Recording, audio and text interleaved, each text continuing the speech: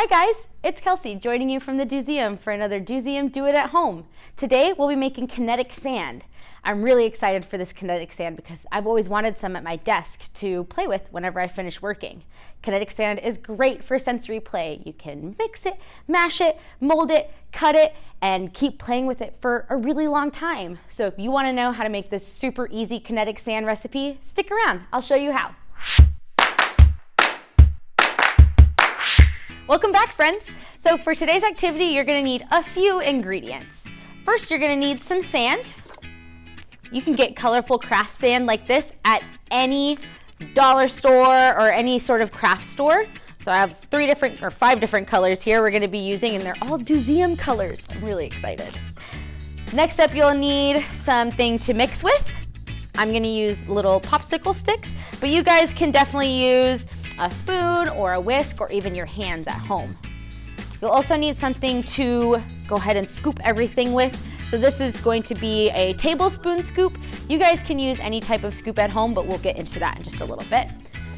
You'll also need a bowl or something to mix everything together in. Since mine's going to be a small batch, I'm going to use this bowl. But if you plan on making a really big batch of kinetic sand at home, you'll need a much bigger place to mix everything in. Next up, you'll need some oil. Oh, there it is. I'm using canola oil today. You'll also need a pan or something to play with your kinetic sand in once you're done. So let me see if I can find that. I know it doesn't look big, but there's a lot of space in here. Let's see here. There it is. Here's your pan. And then the last thing we're gonna need is either flour or cornstarch. And today I have flour with me. But like I said, this thing is really messy, so I hope I can find it. Oh, there it is. It's very heavy. There's our flour. And once you have all of your ingredients, then we're ready to start mixing. So, like I mentioned before, it doesn't matter what kind of scooper you use because the ratio will always be 5 scoops of sand to 3 scoops of flour or cornstarch to 1 scoop of oil. So you can use a big 1 cup measure and put 5 scoops of sand and then 5 big scoops of flour and 1 big scoop of oil. It's all going to make the same type of kinetic sand, but since I'm making a tiny batch that's just for me for my desk, I'll be using a tiny scoop. So I think I'm gonna start with the orange color, and I'm gonna open up my little bag and pour out 1 full tablespoon of orange sand. Next up, I'm gonna use the green sand. I'm gonna pour that one in there too. Next, I think I'll use the blue. Next, I'll use purple.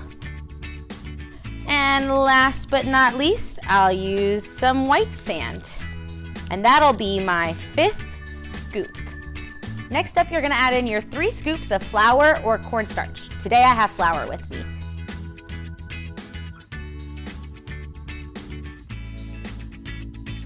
All right, now I need to mix up all of my sand colors and my flour together. Make sure that all of the flour is really evenly distributed or moved around the sand, so that way I don't get any lumps or clumps. Next up, you're gonna do your oil. So I'm gonna get 1 scoop of oil, just like that. And now I can start mixing this all up together.